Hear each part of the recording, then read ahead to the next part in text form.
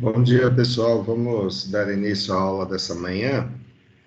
Eu gostaria de iniciar dando o recado que durante a semana vocês devem ter ouvido falar, que a partir da semana que vem, né, dia 5 às 14 horas, inicia a avaliação presencial, tá? Apesar de ter esse nome, mas vocês vão fazer a avaliação de forma online, né, nos mesmos moldes do semestre passado.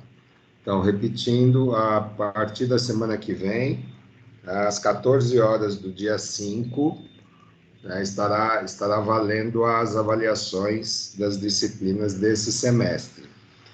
Esta avaliação ela vai se encerrar no dia 8, então, no dia 8 de outubro, né, numa quinta-feira, até às 23 horas e 59 minutos, vocês têm o tempo para poder fazer essa avaliação, tá? Então, a avaliação vai estar lá no encontro 1, tá? Na sessão 1, no momento aula. Então, vocês, como já conhecem a estrutura, né, conhecem o processo, tá? Então, tomem bastante cuidado para não deixar passar o prazo, tá? Entre o dia 5 e até o dia 8.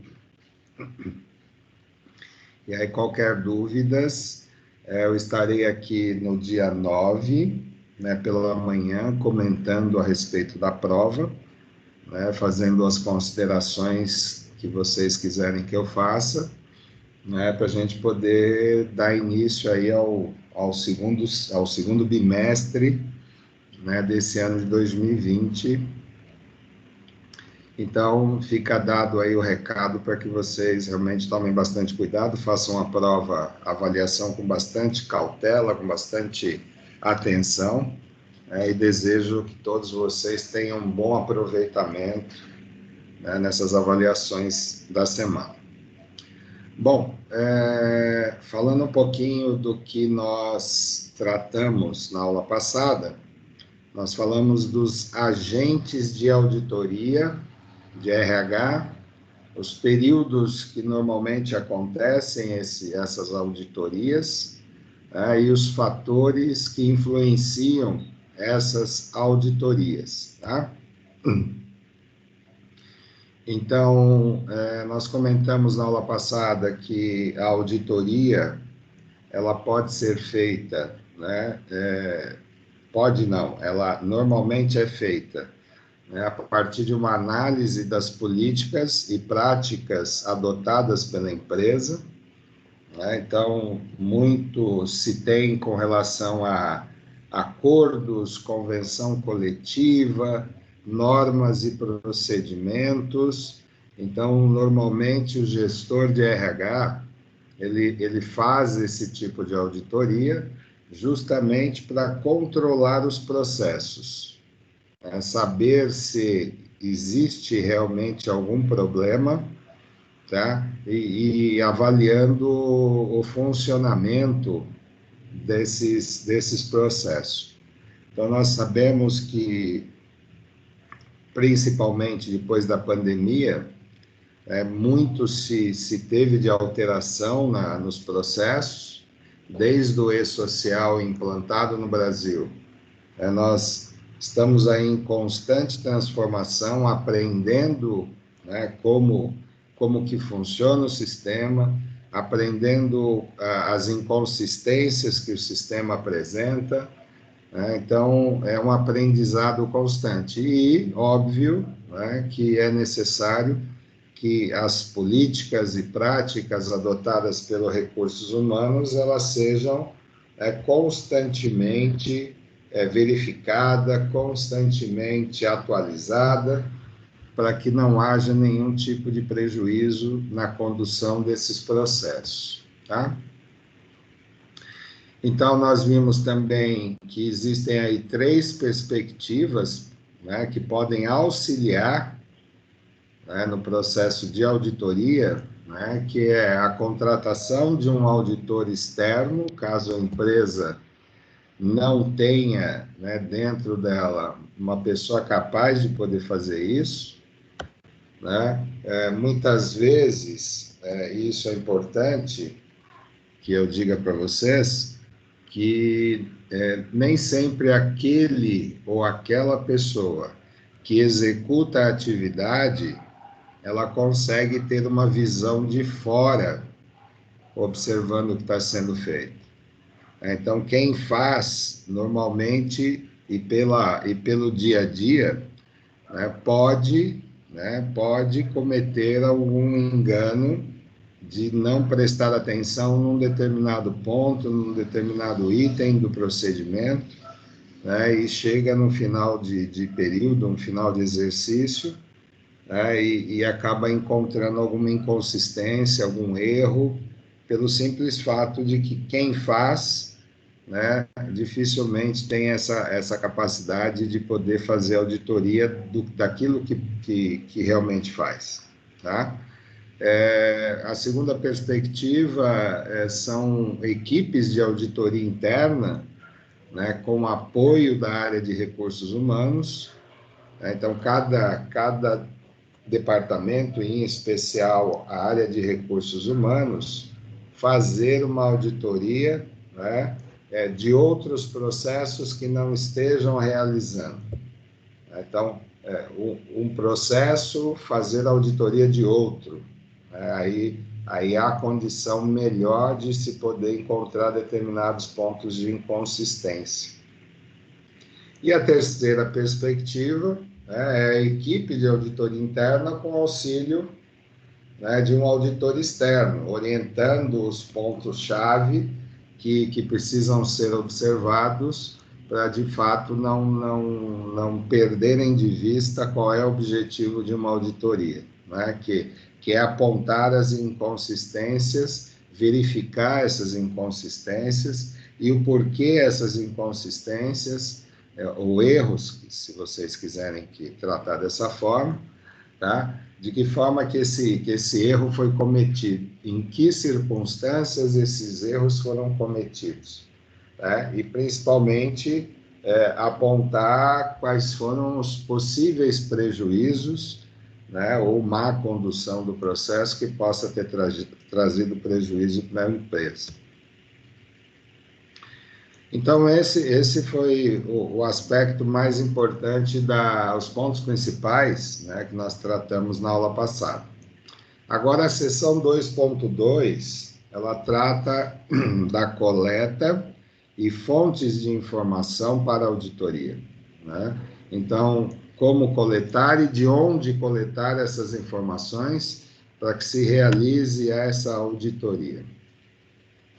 Então, com relação às fontes de consulta, que se normalmente observa nos processos, alguns específicos, que eu coloquei aqui, que são realmente pontos importantes para vocês lembrarem quando ouvirem falar ou participarem de um processo de auditoria.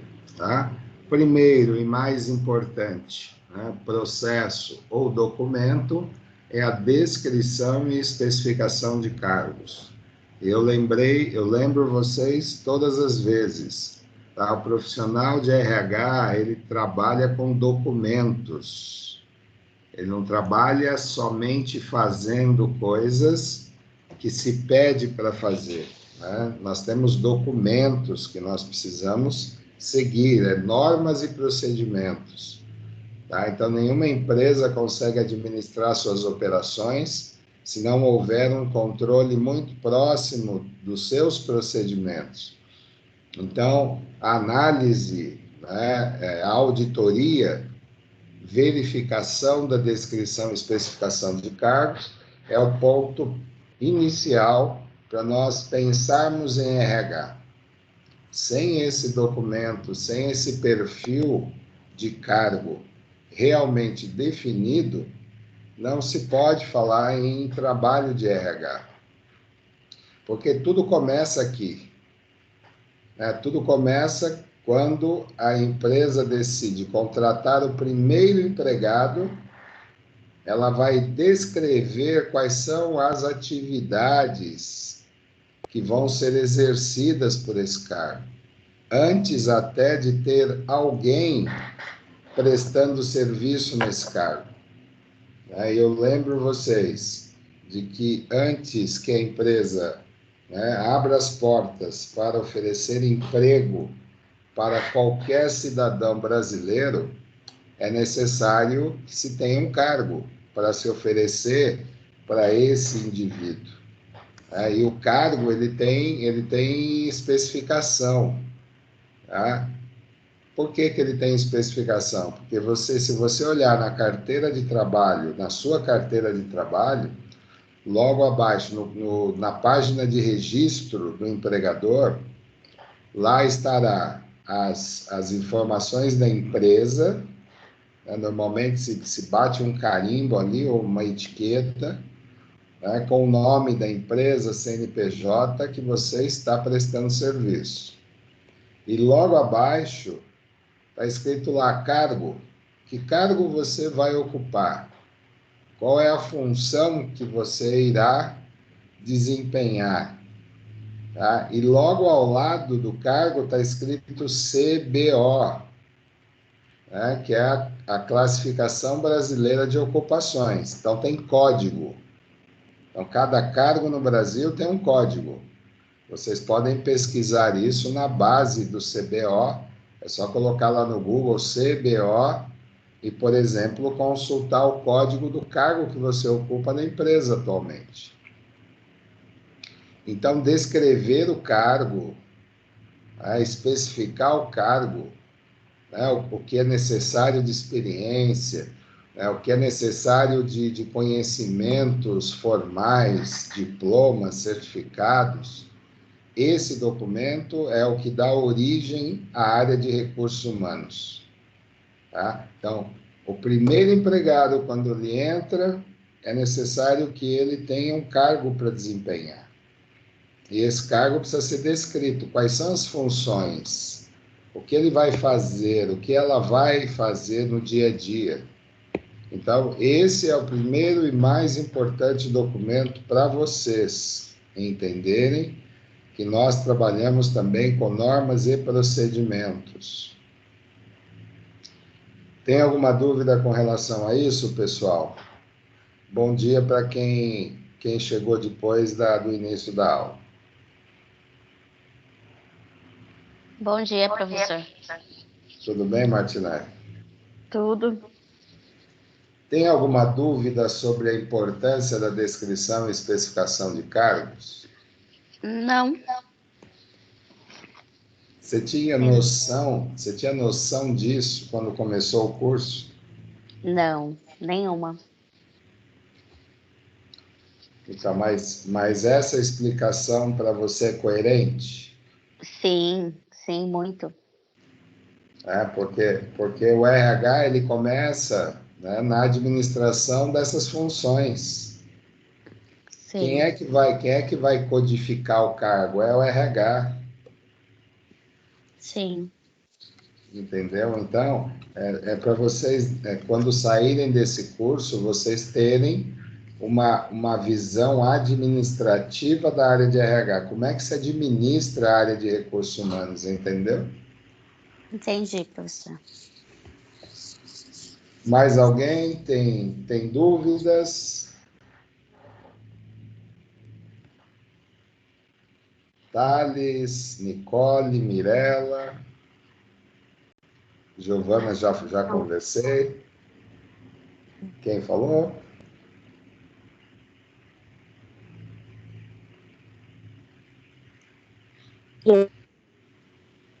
Então, dado essa primeira orientação para vocês, futuros e futuras profissionais da área de RH, não se faz nada administrativamente falando se não houver uma atualização constante desse documento chamado Descrição e Especificação de Cargos.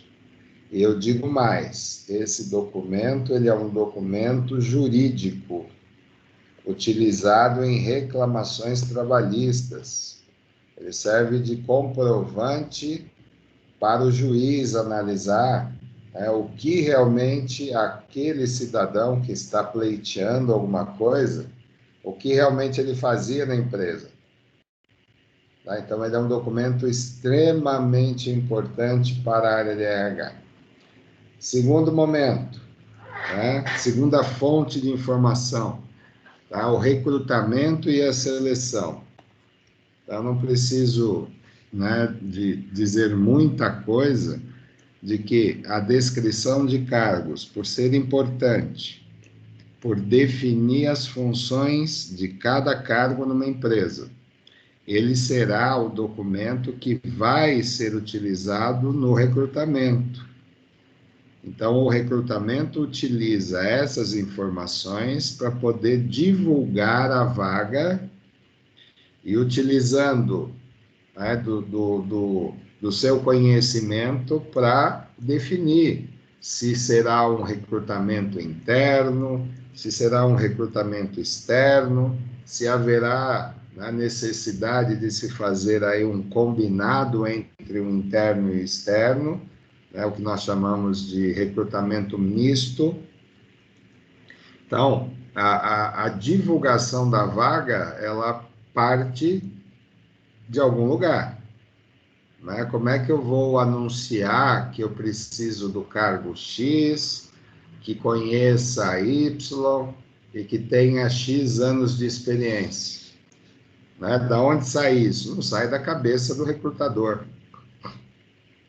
E nem muito menos deveria sair da cabeça do gestor.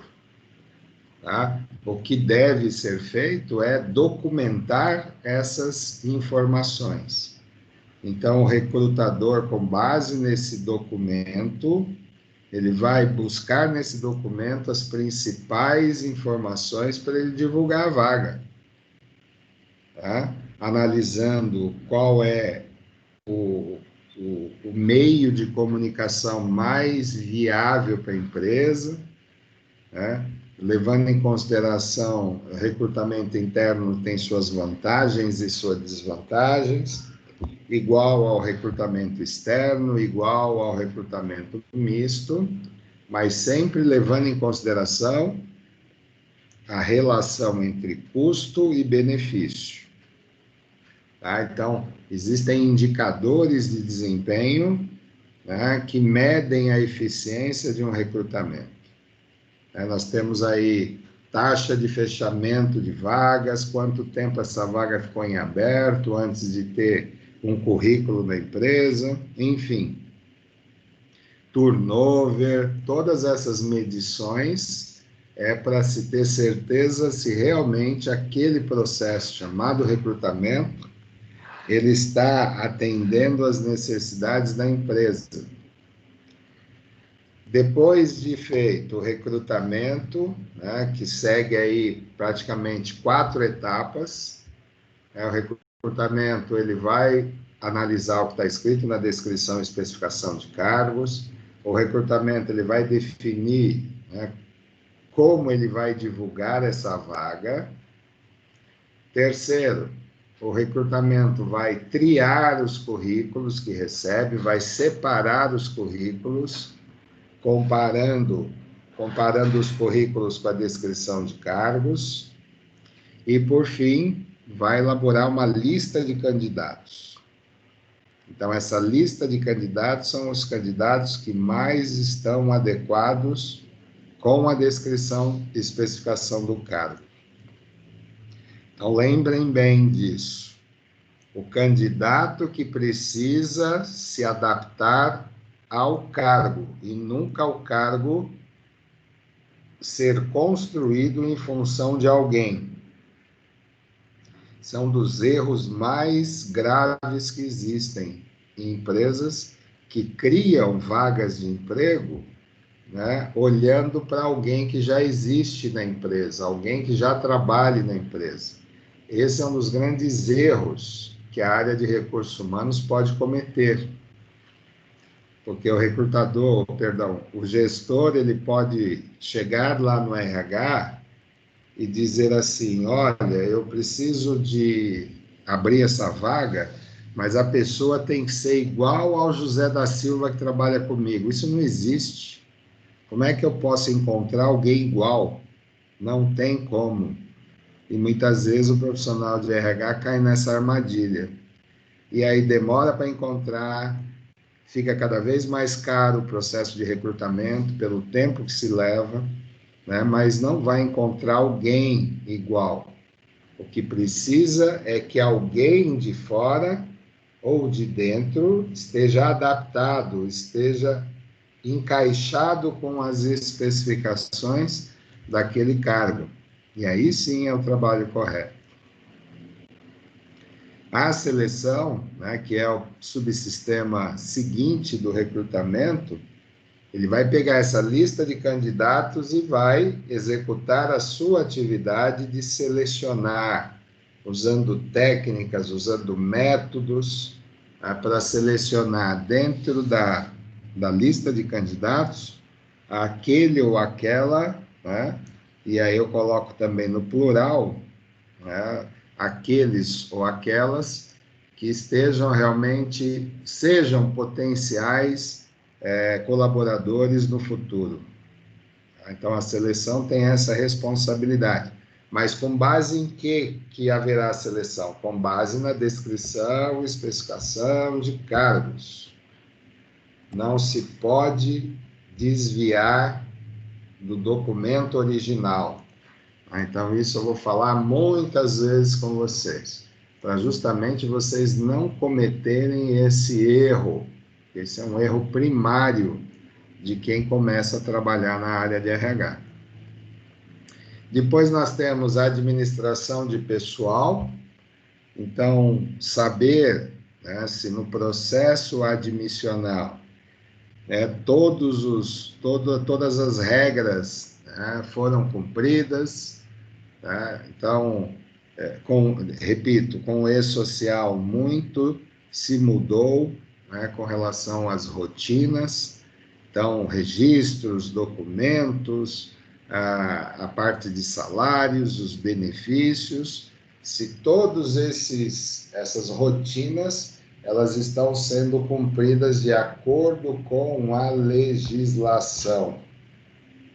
Nós não podemos nos desviar da legislação, do acordo ou convenção coletiva, porque senão estamos levando a empresa a correr riscos numa fiscalização dela ser notificada e ser autuada, multada. Então, é necessário se ter uma atenção redobrada com relação a isso. E a auditoria vai ver se realmente foram cumpridos todos os itens relacionados a cada legislação. Se foi informado a Secretaria de Previdência e Trabalho com 24 horas de antecedência numa admissão, se todos os documentos legais foram emitidos e registrados, se foi feita abertura de conta no fundo de garantia. Por quê? Porque se tiver faltando documentos num prontuário, empresas não optantes pelo Simples Nacional pagam uma multa equivalente a quase R$3.000 por falta de documentação. Então, a auditoria tem essa perspectiva de verificar e acompanhar os registros, tá? Para saber se realmente o colaborador, se ele optou em ter, exemplo, plano de assistência médica, a empresa ofereceu, o colaborador aceitou que fosse descontado lá um valor da folha, mas e aí, tem o documento de autorização? Então, a auditoria vai verificar tudo isso. O colaborador trabalha mais do que 8 horas por dia. Foi feito o acordo de compensação de horas de trabalho, de acordo com o artigo 58 da CLT, a auditoria vai ver isso também. Tá? Então, só para vocês irem cada vez mais se conscientizando de que o trabalho da área de RH, ele é muito mais importante do que simplesmente só fazer folha de pagamento. É um abismo de diferença, porque nós trabalhamos com o dinheiro da empresa. Nós trabalhamos na captação de mão de obra, nós trabalhamos, né, com custo. Então, se nós não realizarmos o melhor trabalho dentro das especificações do exemplo que eu dei de recrutamento e seleção, a empresa está perdendo dinheiro.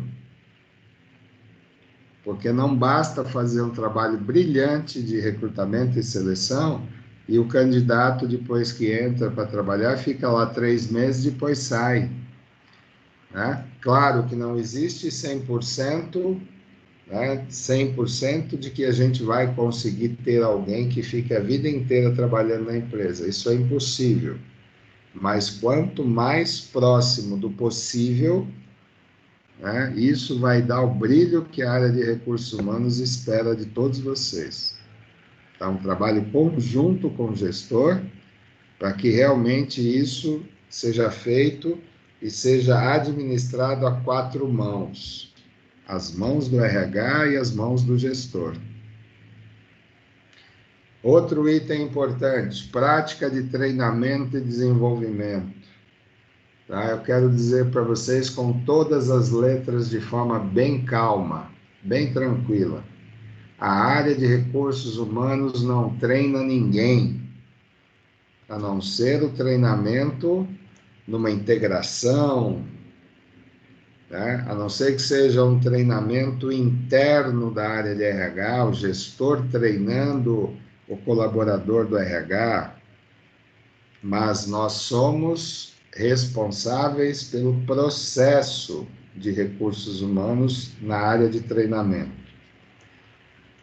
No segundo bimestre, eu vou mostrar para vocês que existe uma norma brasileira, um documento que ensina as empresas a realizar treinamento.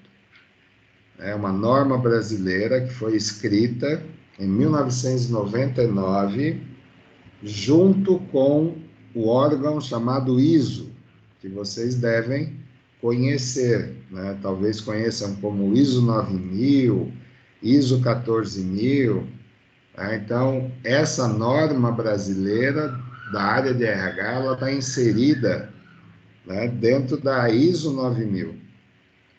O número dessa norma, se vocês quiserem consultar pela internet, é só colocar lá, N de Nair, de norma, né? B de Brasil e R de rato, né? NBR, né? Norma brasileira. Coloquem no Google lá, NBR, né? 1510. Tá?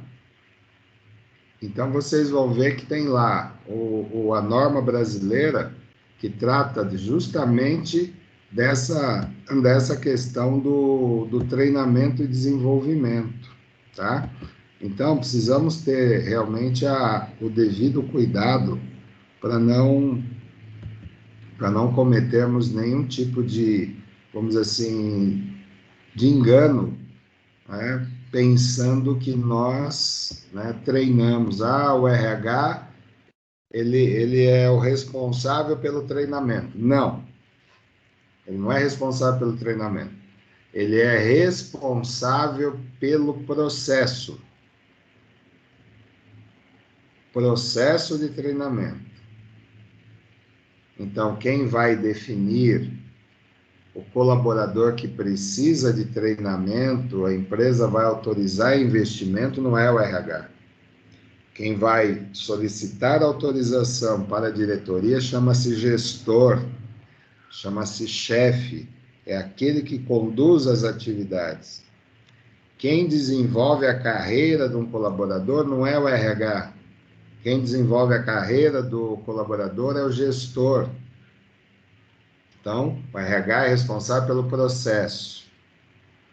Então, essa NBR está dizendo isso. Vocês vão ver essa norma, porque eu vou enviar para vocês essa norma, para vocês terem em mãos, para vocês saberem que nós somos responsáveis pelo processo, antes e durante o treinamento. Porque depois que esse colaborador sai do treinamento, o RH não vai acompanhar. Quem vai acompanhar é o gestor. Ficou alguma dúvida aqui, pessoal?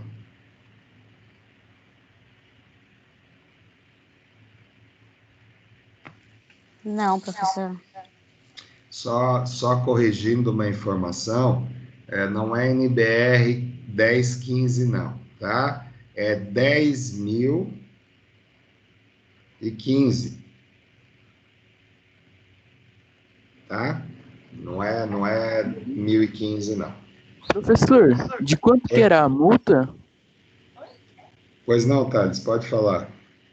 De quanto que era a multa por falta de documentação? R$ 3.000 para empresas que não são optantes pelo Simples. Valeu, professor. Outro ponto importante, né? Promoções e transferências. Então, a auditoria ela tem, né, como finalidade saber se as promoções que foram realizadas seguiram as normas e procedimentos legais, né, da questão da promoção. Tá? Precisamos entender que não é simplesmente ir lá no sistema e mudar lá um cargo de A para B e salário de C para D. Né? Precisa ter documento, esse documento precisa ter autorização. Tá? Por quê? Porque se eu altero o sistema sem documentos, eu estou cometendo um erro grave de falsidade ideológica, principalmente relacionado a dinheiro. Então, precisa ter documento, precisa ter autorização, tudo isso precisa estar muito bem controlado pela área de recursos humanos. Transferências, está saindo de uma filial para outra filial, está saindo de um departamento para outro departamento, está saindo de um município para outro município. Cada um desses itens que eu estou falando precisa cumprir regras legais. Então, olhem na convenção coletiva da categoria onde vocês trabalham, vejam lá, está escrito lá, no caso de transferência, cabe à empresa pagar isso, cabe ao empregado fazer isso. Então, está lá na convenção. Não se faz nada sem documentação, sem autorização, tá? Então, a auditoria vai buscar isso, né? Foi feito, tá, mas cadê a documentação? Foi cumpridas as regras A, B e C? Por último, saúde e segurança do trabalho, né? Principalmente depois do E-Social, e mais ainda se tornou algo de extrema importância para o mundo, que é cumprir as regras de higiene, que é cumprir as regras de saúde, tudo em função dessa pandemia. As empresas precisaram se adaptar a toda essa pandemia, criando protocolos internos de segurança. Então, tudo isso passou pela área de RH e passa ainda pela área de recursos humanos. Tá? Então, que tipo de material que eu vou adquirir, que eu preciso manter na empresa, isso está dentro das especificações legais do governo federal, do governo estadual. Então, a auditoria vai ver se realmente tudo isso foi cumprido e de forma profissional. Caso contrário, é prejuízo para a empresa, é dinheiro sendo jogado fora.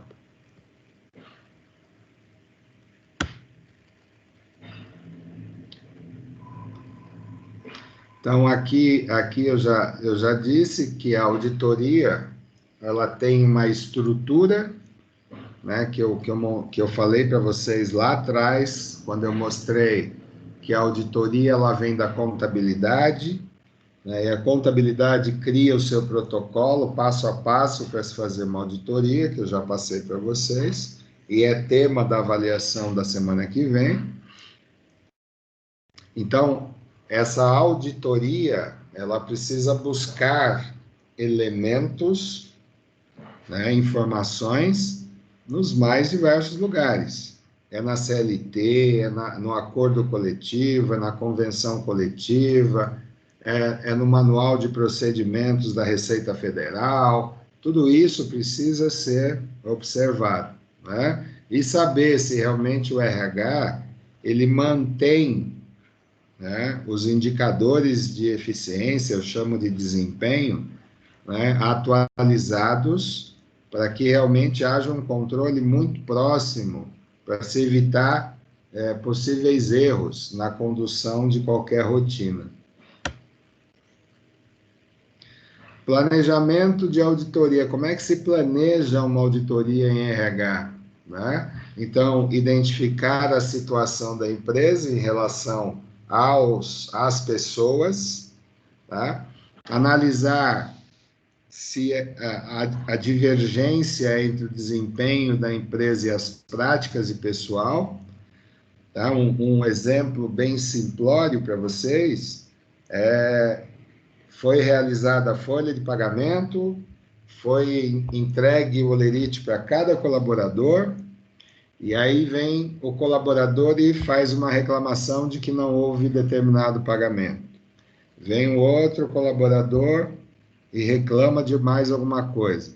Então, aquelas evidências daquele mês, para o gestor, né, são informações importantíssimas para se fazer uma auditoria. O que aconteceu para que o pagamento daquele colaborador saísse daquela forma? Quem está com a razão? É o colaborador ou os apontamentos realmente estavam corretos? Então, se faz uma auditoria. Né? A gente fala verificação, eu vou verificar. É a mesma coisa. Tá? Não tem diferença. O que tem diferença é que existe uma metodologia para se fazer auditoria. Tem passo a passo. Tá? As verificações do dia a dia, normalmente, às vezes, não seguem metodologia. É feito de acordo com a vontade, muitas vezes, de quem está analisando aquilo ali. Tá? Então, vocês estão num curso superior para poder entender que uma simples verificação de holerite precisa seguir regras pré-estabelecidas, para que se faça sempre da mesma forma. E se fizer sempre da mesma forma, evita erro. E vocês precisam aprender isso. Realização de diagnóstico operacional, investigando todas as práticas. Tá? Então, fazer um diagnóstico operacional é saber, desde o início até o final, como é que é feito, né? Como é feito, por que é feito, e se foi feito da forma que deveria ser realizado. Tá? E definição da curva de efetividade entre o previsto e o realizado. Esse aqui é um termo técnico que nós usamos, curva de efetividade. Tá? Quando você começa a fazer uma curva, essa curva precisa ser sempre ascendente, sempre para cima, e nunca para baixo. Quando essa curva começa a declinar, é porque algum problema existe, então precisa parar e realizar as devidas verificações. Agora vamos para a seção 2.3, que fala sobre padrões de avaliação e controle interno de RH.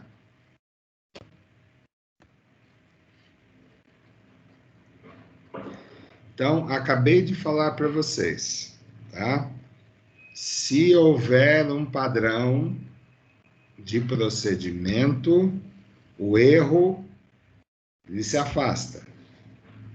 Quando eu faço de um jeito, depois faço do outro, faço daquilo de forma diferente de novo, pode ter certeza que vai ter erro.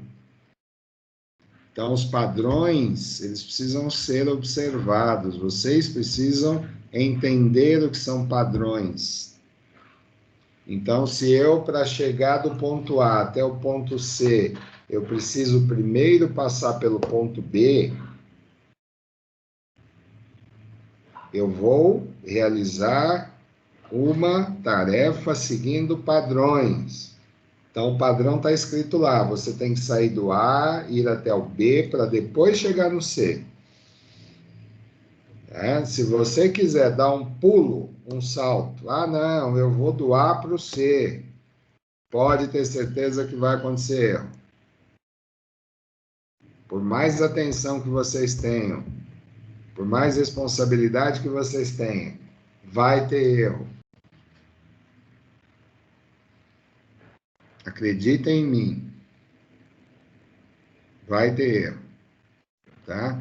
Então, nos processos de auditoria, não se pode cometer erros. Então, o auditor ele vai do A para o B, depois do B para o C. E aí ele vai comparar o resultado que aconteceu com o resultado que deveria acontecer. Se foi, de fato, cumprido os padrões de eficiência. Então, padrão é um modelo.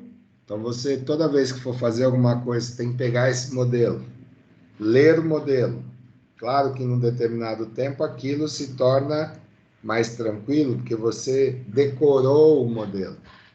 Mas nunca deixem de seguir o modelo. Vocês não estarão sendo considerados robôs, mas estarão muito distante do erro. E erro gera prejuízo. E o prejuízo gera falta de credibilidade naquele profissional que faz as coisas do seu jeito, quando quer e como vai fazer.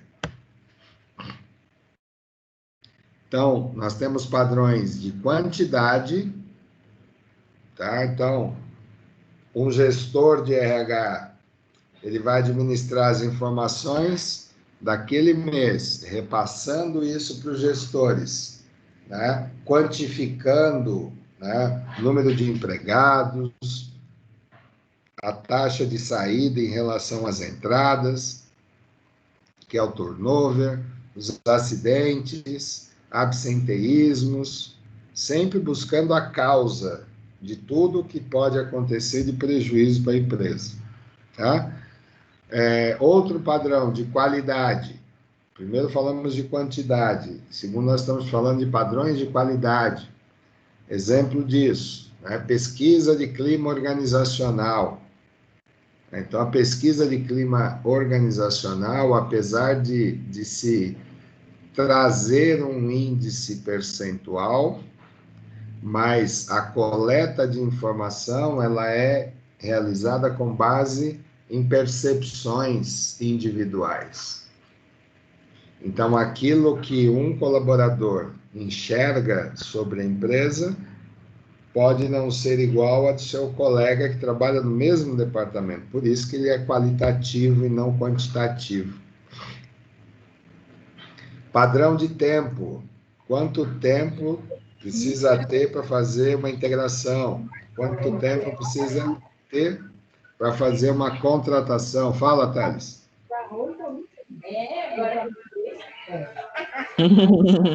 Thales.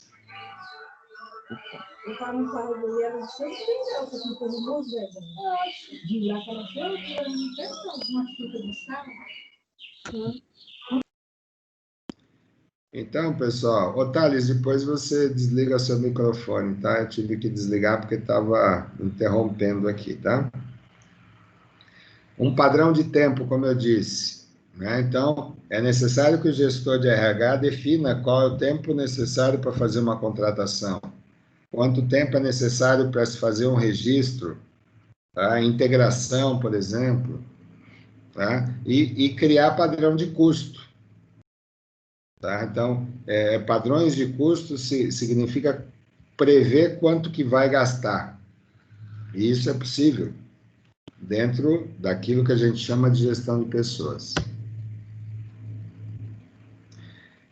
Os riscos, como eu disse, quanto mais próximo de padrões, menos prejuízo para a empresa, menos riscos, tá? A empresa vai perder menos. Quando eu me afasto dos padrões, a empresa pode ter mais prejuízo, mais perdas, tá? Então, os riscos são aqueles que eu sei que podem acontecer, são previsíveis, mas pode acontecer os imprevisíveis, tá? Então, a falta de um colaborador, tá? Ela é imprevisível. Eu não sei se o colaborador vai faltar no dia seguinte, tá? Então, tudo isso precisa ser observado no processo de auditoria. Riscos conhecidos, riscos previsíveis e os riscos imprevisíveis.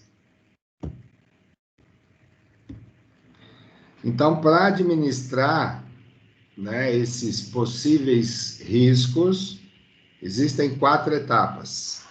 Tá? Percebam que tudo tem procedimento. Né? Não se faz nada na área de RH ou em qualquer outro departamento sem normas e procedimentos.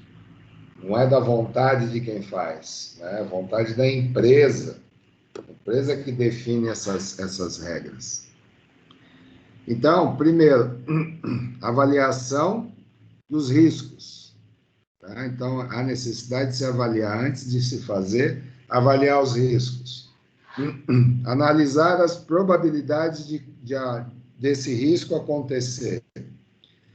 O que pode ser feito para que esse risco se reduza ao máximo.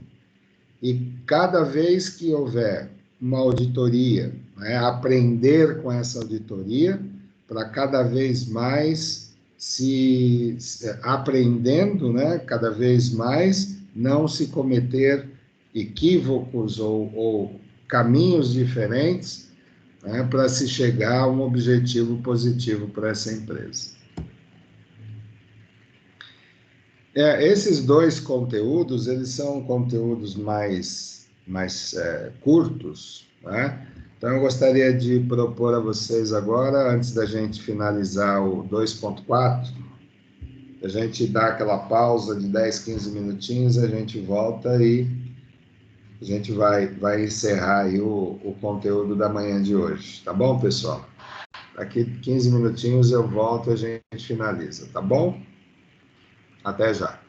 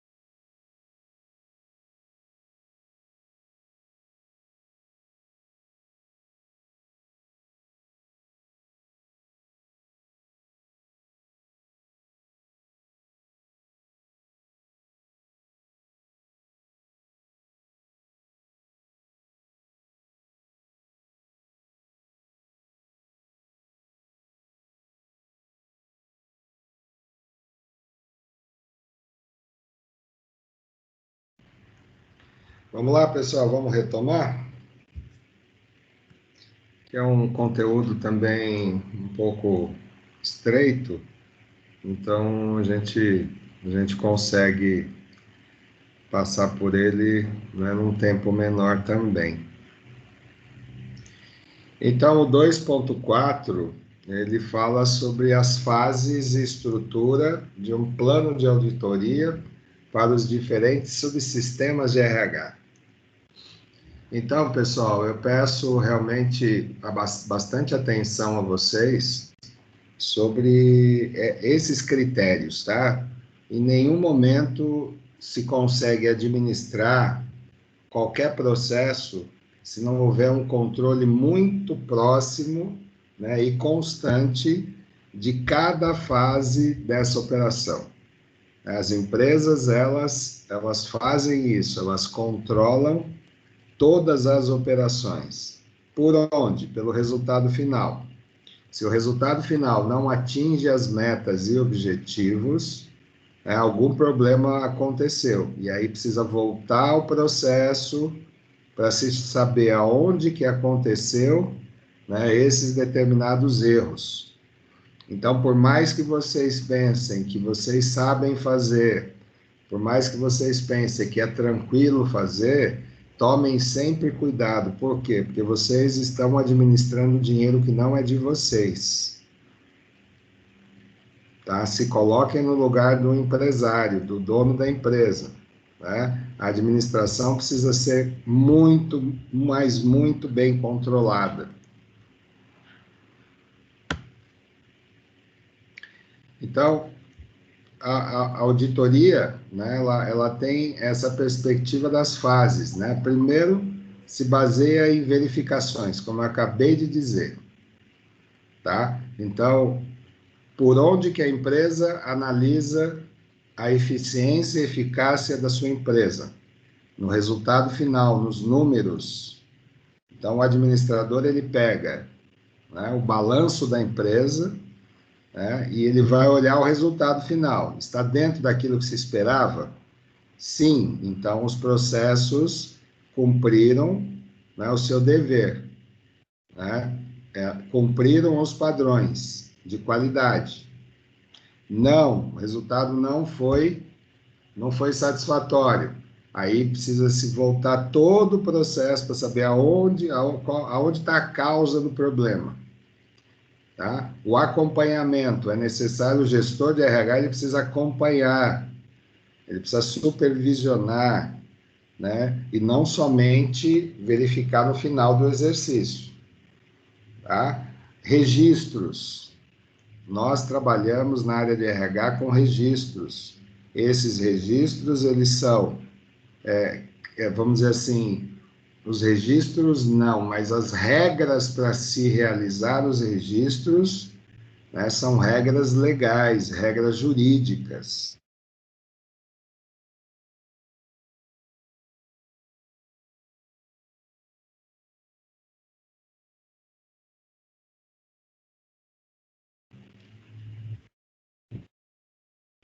Então, são. E as estatísticas, né? Se criar, deu uma queda aqui no meu sinal. Vocês estão enxergando o slide, pessoal?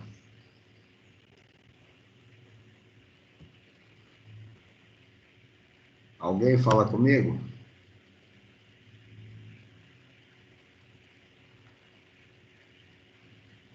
Legal. Então, as estatísticas, né? Então, quem pensa que RH não tem matemática sim. Tá? Então, as estatísticas, elas servem justamente para nos orientar, né? Para aquilo que realmente está bom e aquilo que ainda precisa melhorar. Então, o roteiro da auditoria de RH, né? Temos aí. Planejar e programar a auditoria. Então, planejar. Esse é um dos grandes problemas, né, de quem acha que sabe o que é planejamento. Tá? Então, é necessário que vocês estudem bastante a respeito de planejamento. Eu dei uma dica no passado, vou dar a dica de novo. Estudem sobre análise SWOT. Ali você tem 4 quadrantes, sendo 2 que faz uma análise interna da empresa. Então, esses 2 quadrantes, né, de pontos fortes e pontos fracos, precisam ser observados, tá, para que quando se quiser fazer alguma coisa, saber quais são os pontos fortes que eu posso me apoiar e aqueles que não são tão bons, em que eu tenho que prestar devida atenção. E os outros 2 quadrantes, né, que tratam do ambiente externo, quais são as oportunidades e ameaças. Tá? Então, o planejamento ele segue essas 4 linhas aí, eu preciso ter. E dentro do planejamento eu preciso ter cronograma, data de início previsto e data de término também previsto, né, para que a auditoria não fique ali, né, e não se chegue a lugar nenhum.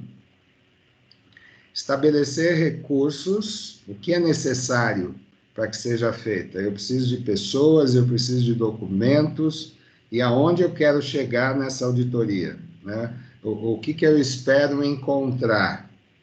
A causa do problema, o efeito, que é o próprio problema, o que eu desejo alcançar, né? Saber, letra C, saber se a empresa tem condições, né, em termos de clima organizacional, para que haja essa auditoria, né? Então, as pessoas que vão fazer parte dessa auditoria, né, qual é o nível de satisfação para poder prestar informações? Letra D, né, analisar as possíveis não conformidades, né, analisar os problemas em relação, comparando isso com normas, com procedimentos que são adotados, se a descrição e especificação de cargos está atualizada. Então, se essa descrição e especificação de cargos não estiver atualizada, ela vai comprometer todos os outros subsistemas.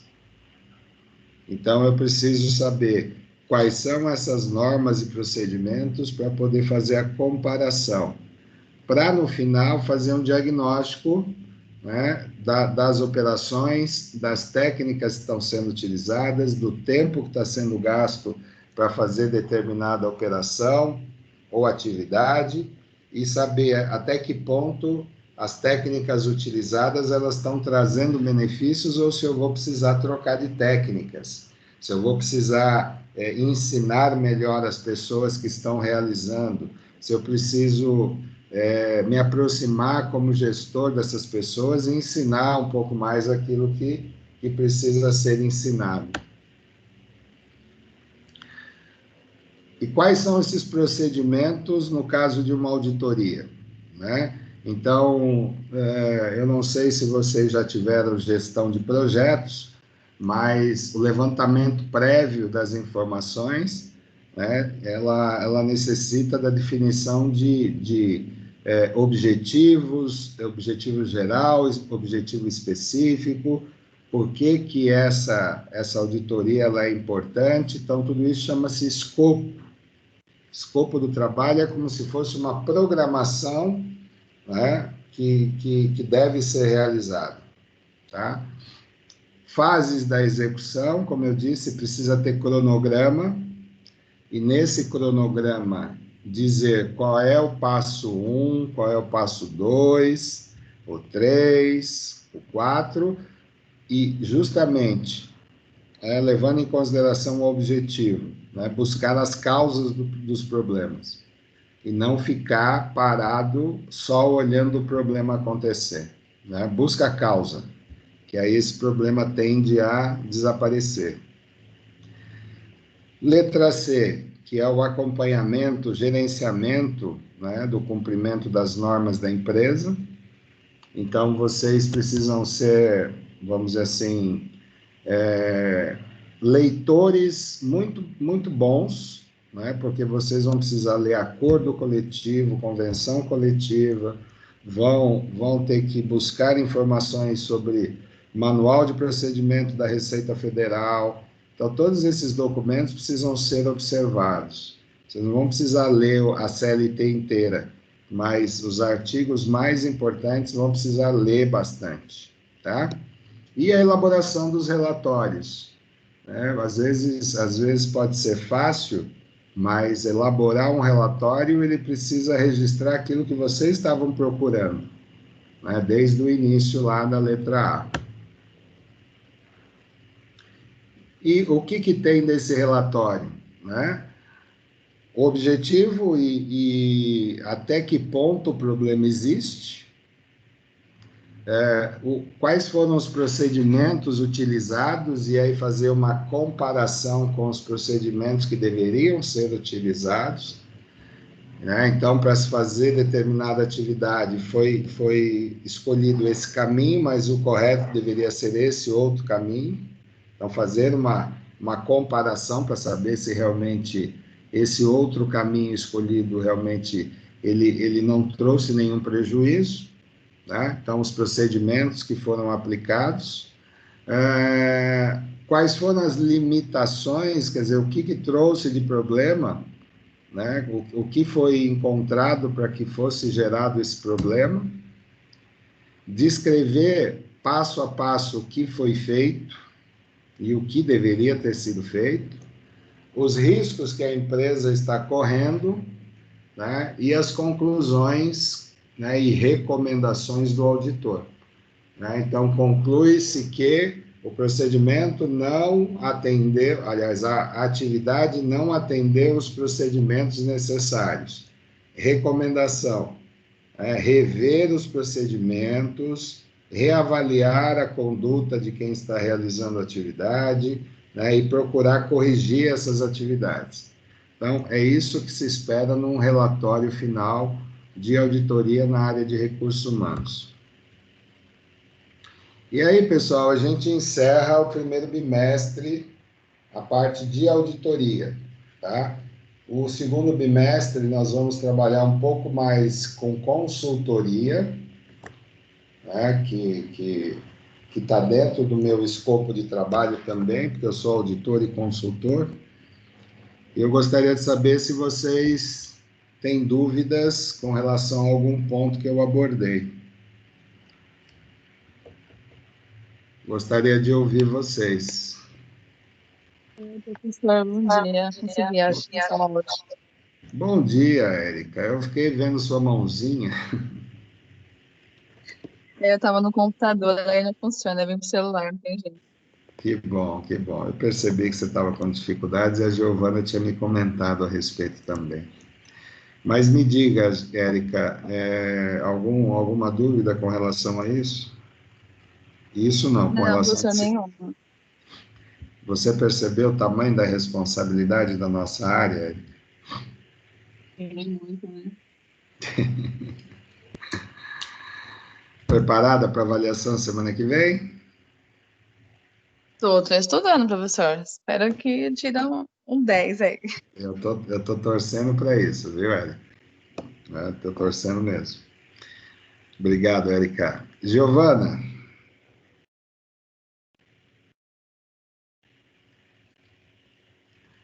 fala comigo, Giovana.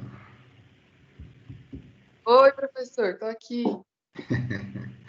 Diga para mim se tem dúvidas, como é que foi, tá tudo certo, tá preparada para a semana que vem? Então, é bem complexo, né? Várias regras, várias coisas para prestar atenção, Sim. mas estudar bastante para a prova, né? A nota boa. Para deixar vocês tranquilos e tranquilas, né? Esse conteúdo ele foi extraído lá do AVA, tá? Então não tem nenhuma novidade aí, tá? Então, estudando pelo livro, vocês vão fazer a prova tranquilamente. Tá bom? Ah, então fica mais tranquilo, né, professor? Não tem novidade, não tem pegadinha, como vocês dizem, não, tá bom? Mirela,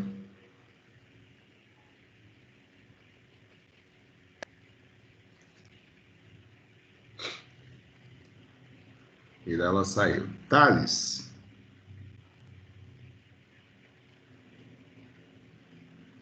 senhor, Dúvida nenhuma. Isso é nome de presidente da República, hein? Thales Thomas. Thales Thomas. Tá vendo só? Tranquilo, Thales? Tranquilo, professor. Preparado para a semana que vem? Ah, nós estuda, né, professor? Precisa, né? Porque sem estudo não adianta, né, Thales? Gente, desejo, né, um ótimo final de semana para vocês. Se preparem com calma, não fiquem nervosos. A prova está bem tranquila, tá bom? Está dentro dos conteúdos que foram passados, como eu disse, né? Não tem novidade, não tem pegadinha, tá? Basta que vocês estudem lá na base do AVA que vai dar tudo certo, tá? Eu torço para que vocês façam uma ótima avaliação e que tenham um ótimo aproveitamento. E na sexta-feira de manhã estarei aqui para tirarmos dúvidas e comentar sobre a prova, tá bom? Tá Amém. bom, obrigada, professor. Um abraço para todos vocês. Fiquem com Deus. Tchau.